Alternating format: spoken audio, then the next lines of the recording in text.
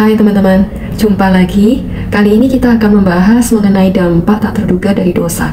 Dosa, di dalam bahasa asli Alkitab Perjanjian Baru, bahasa Yunani, dosa disebut dengan hamartia.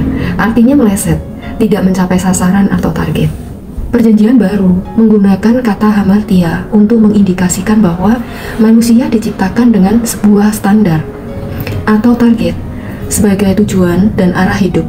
Ini berarti kita harus bertanggung jawab kepada Elohim. Ketika dosa datang, kita gagal untuk mencapai standar Elohim. Alkitab menjelaskan bahwa manusia telah jatuh ke dalam dosa karena melanggar perintah Tuhan, yaitu tidak boleh mengambil buah dari pohon pengetahuan yang baik dan yang jahat yang ada di tengah-tengah taman. Dikatakan, tetapi pohon pengetahuan tentang yang baik dan yang jahat itu janganlah kau makan buahnya, sebab pada hari engkau memakannya pastilah engkau mati. Manusia gagal mentaati perintah Elohim tersebut karena lebih mendengar dan percaya kepada tipu muslihat iblis. Tetapi ular itu berkata kepada perempuan itu, "Sekali-kali kamu tidak akan mati." Tetapi Elohim mengetahui bahwa pada waktu kamu memakannya, matamu akan terbuka dan kamu akan menjadi seperti Elohim, tahu tentang yang baik dan yang jahat. Iblis berusaha untuk meruntuhkan iman Hawa dengan menanamkan benih-benih keraguan, kecurigaan, dan gambaran-gambaran palsu mengenai Yang Maha Kuasa dan tujuan-tujuannya di dalam pikiran perempuan itu.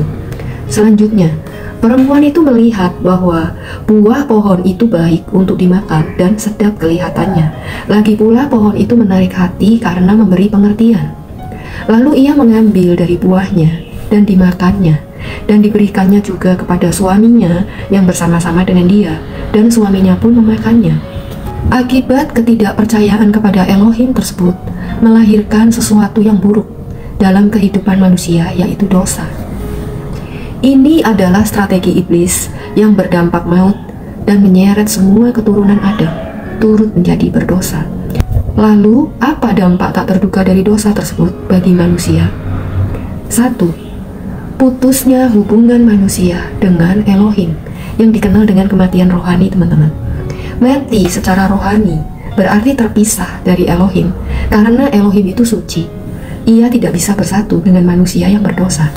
Ini tertulis di dalam Kejadian 3 ayat 23. Lalu Yahweh Elohim mengusir dia dari Taman Eden supaya ia mengusahakan tanah dari mana ia diambil. Juga di dalam Yesaya 59 ayat 2 dikatakan, "Tetapi yang merupakan pemisah antara kamu dan Elohimmu ialah segala kejahatanmu, dan yang membuat dia menyembunyikan diri terhadap kamu sehingga ia tidak mendengar ialah segala dosamu." Dampak tak terduga dari dosa yang kedua yaitu penderitaan dan hilangnya damai sejahtera. Firman-Nya kepada perempuan itu, "Susah payahmu waktu mengandung akan kubuat sangat banyak. Dengan kesakitan engkau akan melahirkan anakmu, namun engkau akan birahi kepada suamimu dan ia akan berkuasa atasmu." Juga di dalam Kejadian 3 ayat 17 dikatakan, "Lalu firman-Nya kepada manusia itu, karena engkau mendengarkan perkataan istrimu dan memakan dari buah pohon yang telah kuperintahkan kepadamu, jangan makan daripadanya, maka terkutuklah tanah karena engkau. Dengan bersusah payah engkau akan mencari rezekimu dari tanah seumur hidupmu." Di dalam Yesaya 48 ayat 22 dikatakan tidak ada damai sejahtera bagi orang-orang fasik firman Yahweh.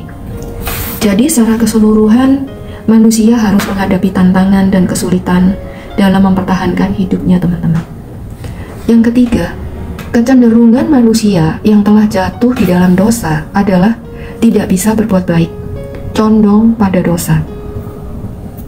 Dikatakan kitab suci, ketika dilihat Yahweh bahwa kejahatan manusia besar di bumi dan bahwa segala kecenderungan hatinya selalu membuahkan kejahatan semata-mata. Perhatikan dikatakan di atas segala. Artinya manusia berdosa hanya bisa melakukan dosa, dosa, dan dosa. Dampak keempat, semua manusia menjadi manusia berdosa. Ini dinyatakan dalam Roma 5 ayat 18a dan 19a. Sebab itu, sama seperti oleh satu pelanggaran, semua orang beroleh penghukuman. Jadi, sama seperti oleh ketidaktaatan satu orang, semua orang telah menjadi orang berdosa. Jelas bahwa yang dimaksud dengan satu pelanggaran dan ketidaktaatan satu orang adalah dosa pertama Adam. Jadi, ayat ini mengatakan bahwa akibat dosa pertama Adam, maka semua manusia menjadi orang berdosa di hadapan Yahweh. Mengapa? Karena Adam adalah manusia pertama, dianggap sebagai wakil dari seluruh umat manusia oleh Elohim. Akibat dosa Adam ini, semua umat manusia mewarisi sifat berdosa, natur dosa. Meskipun bayi baru lahir dan belum berbuat dosa, tetapi disebut manusia berdosa karena sifat atau natur dosa yang diturunkan dari Adam, teman-teman. Di dalam Roma 5 ayat 12 dikatakan, sebab itu sama seperti dosa telah masuk ke dalam dunia oleh satu orang, dan oleh dosa itu juga maut. Demikianlah maut itu telah menjalar kepada semua orang, karena semua orang telah berbuat dosa. Contoh, anak kecil sudah diajar mengasihi saudara, memberi, berbagi dengan teman-temannya.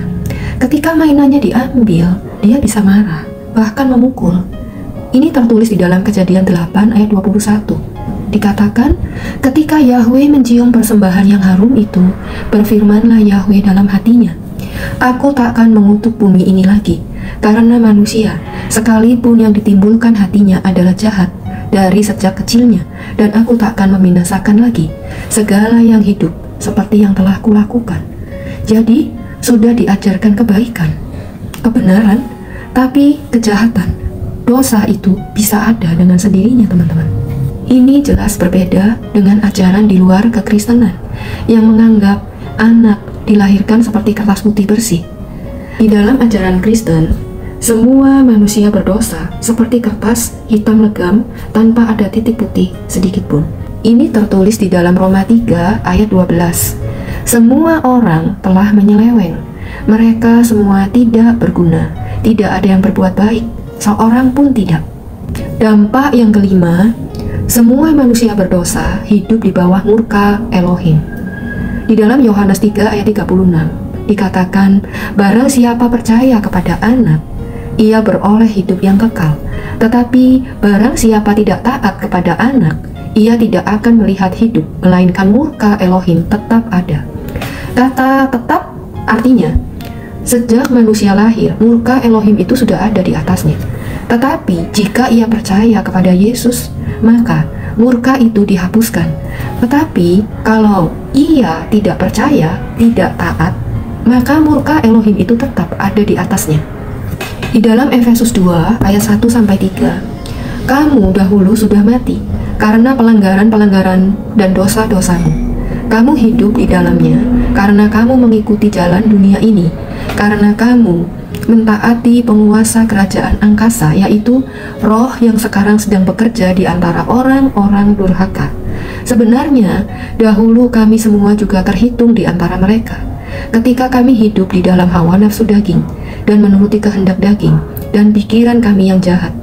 Pada dasarnya, kami adalah orang-orang yang harus dimurkai, sama seperti mereka yang lain. Bagian yang di garis bawah itu, di dalam NASB dikatakan children of wrath, artinya anak-anak kemurkaan.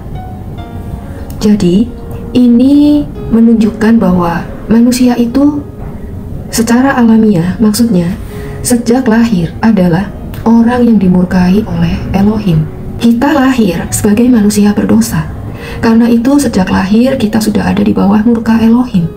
Karena itu, kalau seseorang tidak mau datang dan percaya kepada Yesus untuk mendapatkan pengampunan dosa dan perdamaian dengan Elohim, maka secara otomatis manusia akan menuju ke neraka, di mana manusia akan merasakan murka Elohim secara penuh. Dampak keenam, kematian. Ketika Adam berdosa, seperti yang dinyatakan di kitab Kejadian 3 ayat 6, ia membawa kematian bagi seluruh umat manusia. Semua hal yang hidup mulai mati. ketika dosa masuk ke dalam dunia. Ketika kematian jasmani terjadi, ada sebuah perpisahan yang terjadi di antara kuasa kehidupan dan tubuh. Ketika perpisahan itu terjadi, tidak ada suatu apapun yang dapat membalikkannya, mengubah keadaan tersebut, teman-teman.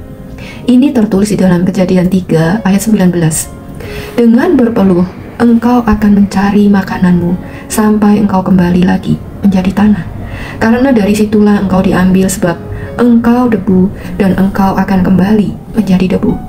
Dampak tak terduga dari dosa yang terakhir adalah neraka.